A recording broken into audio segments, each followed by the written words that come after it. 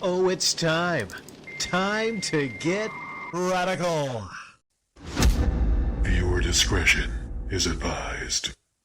Welcome to Radical Comment of the Week for November 8th through November 14, 2021. These are the very best comments from that time period. Starting out with the three honorable mentions, we have Arioka, Crusader Gamer, and Brian Starlord. The bronze medal comes to us from Dumez. Uploading a video talking about a physical product is a lot different than showing copyrighted works. Apples and oranges. If a switch falls off a truck somehow and you have it, you can show what you have, journalistically. However, RGT did get the game. He did get the game footage early, so the video of the game may be considered to be an illegally obtained and therefore unlawful. I am no lawyer, but it could be something like this. Add to that, though, maybe legally he is totally fine, but that doesn't matter. Not like he would fight Nintendo back over this. Something else I thought, think about this. Maybe Nintendo put a small watermark or some way they could tell if the game was pirated and running on a hacked Switch. Maybe a certain brick here or there is different spot in a different spot if the game detects it is pirated version. Not to say he had a pirated version, but someone desperate for clicks and views could benefit a lot from hacking a Switch and using a pirated version early, especially if you justify it by pre-ordering and buying the game legit at launch anyway. Easier to find a hackable Switch and ROM than to find a Switch game that fell off a truck or inside employees.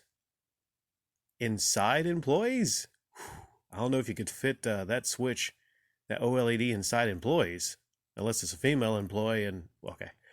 Who ups it out early?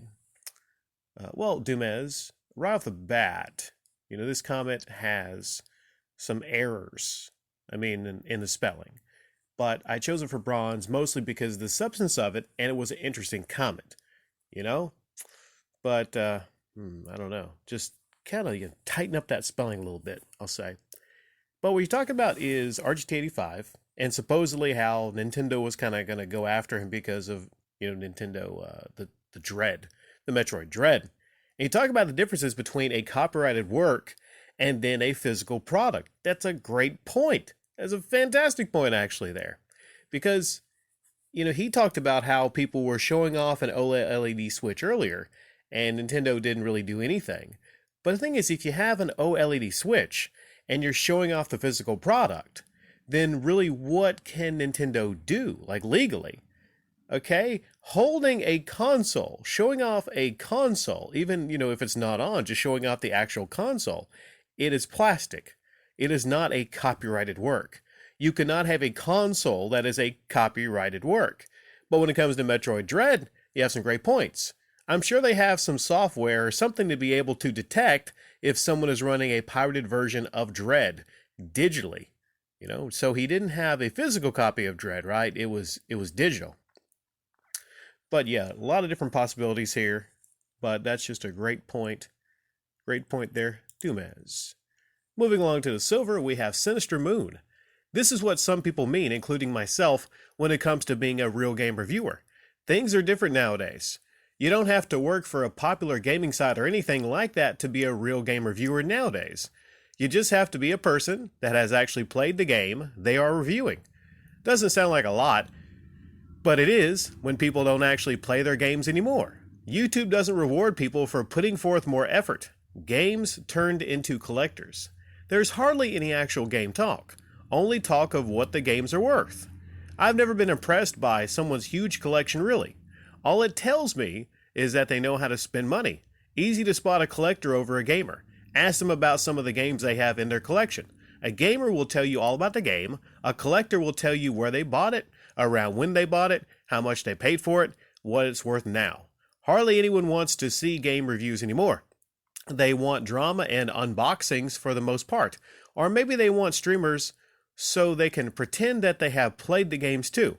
Either way, people seem more impressed by a bunch of games on shelves than they do by someone that's actually played the games. If you're actually good at the game, then they call you an elitist. Or if you have a real arcade games instead of just MAME or some arcade one-ups. Well, a lot of things here. One thing I do disagree with a little bit is when you say people don't want game reviews anymore. Well, I think there's a lot of people that seek game reviews on YouTube, specifically game reviews from YouTubers, ironically. And maybe they don't trust outlets and whatnot. But you have a good point when you say a lot of these YouTubers are not real game reviewers, specifically Dreamcast Guy. Dreamcast Guy doesn't even really play a lot of the games. You know, he doesn't show the trophies. He doesn't play a lot of the games, as many of you have told me. So how can you really classify him as a real games reviewer? Although he seems dedicated, and he talks about how dedicated he is, and he talks about how many hours and days he plays the game, but it's not really like physically possible because at some point in there you have to sleep. So he is fibbing a bit.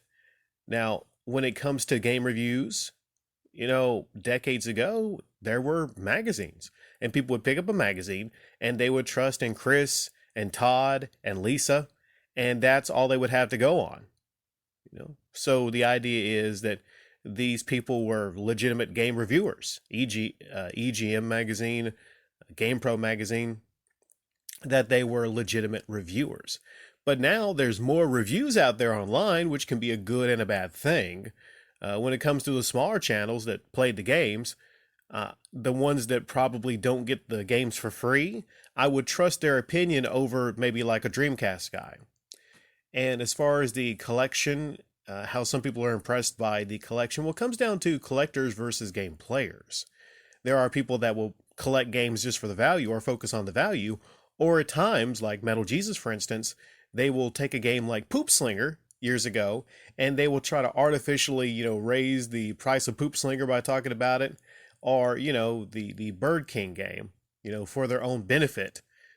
But it's kind of easy to spot sometimes who the real gamers are and, you know, who the collectors are. Nothing wrong with collecting, but yeah, I think that's a great discussion, you know, collectors versus gamers.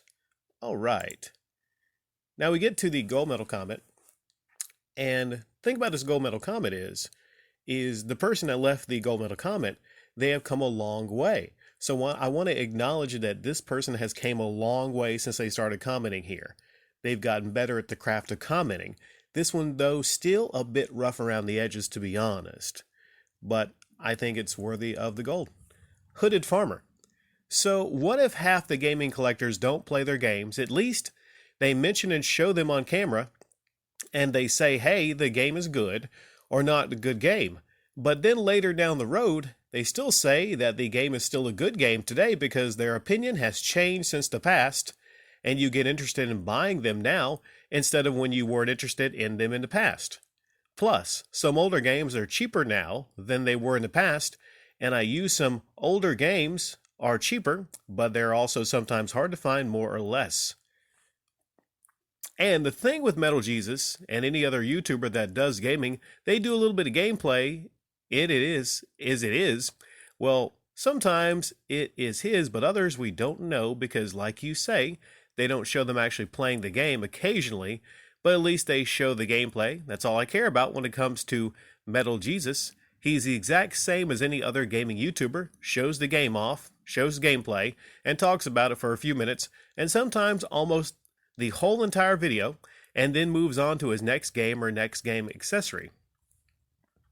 The other thing I like about Metal Jesus is he doesn't do some short video sometimes when he talks about 3 games because, well, and then he ends the video, he actually talks about the gameplay, how good it was back in the day, and the games themselves or vice versa. These other YouTubers rant on and on about one game, making their video much longer than it should be, and spend 30 minutes on one game, and then get to the next game, and the video's almost damn over.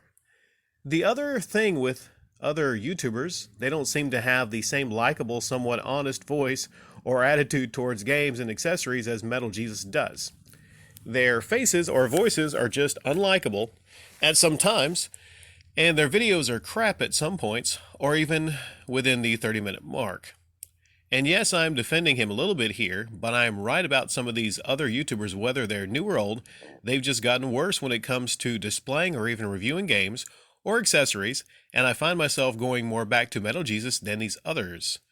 And the touch on the new YouTuber, To touch on a new YouTuber subject, they're just about absolute garbage thrown together, 30 to 40 minute video or however long it takes, and their commentary is garbage, and the review of the game is garbage, and the gameplay is garbage. I see a theme here with garbage. Because they either got their resolution wrong, or they cut out the part where they're bad at playing the game, or any general bad parts of the video.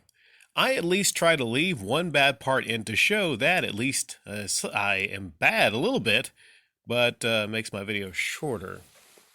Well, all these things, these criticisms of the length of uploads, I feel it can be a short upload or a long upload. It just comes to the quality overall, you know? So I don't think there's any set time an upload should be or shouldn't be, but other people feel differently about that. To be honest, I haven't went to Jason's channel. That's his name, Jason. I haven't went to Jason's channel in quite a while, but for this, to do some research here recently, I saw his most recent one with some female. I forget her name. It's the one that did like the parody of MGR years ago, where she put like on a goatee and everything like that. But also had John Riggs and some other people in there, and it seems pretty basic fare. The worst part of it was Radical Reggie. He is just really bad at talking about video games, and you think he would get better at it, but he's just really not that great at it. I don't know, just something was off about it. But what happens is a lot of these YouTubers will flock to that channel because it gets a lot of views. The thing about that channel is there's nothing about that channel that is out of the way different or better, I think, than many similar channels. But Hooded Farmer, what happens is this person gets a lot of views. Metal Jesus was, on the platform pretty early, and he gets a lot of views. But like when it comes to that channel, like just judging it outside of like my personal feelings about MGR, well, I feel that, he in the past was a big scammer. And when people point to shady people in the gaming community, he's a name that often pops up. I suggest my education, Hooded Farmer, on Metal Jesus. Or maybe you've gotten the education, or maybe you just want an upload that you enjoy. Is there any enjoyment you can get from a Metal Jesus upload? Maybe if you're really hard up, possibly. But there's a lot of channels out there that put MGR to shame. In fact, I guarantee you, people in the comment section down below, Hooded Farmer, will share you channels that put Metal Jesus to shame. Heck, maybe there's some people that come here with channels that put Metal Jesus to shame. And it's not that difficult because it's not, and you even say that, it's not all that different from many other channels. Other than the views that Jason gets, there's not a lot about his channel that's even spectacular or special versus many other channels.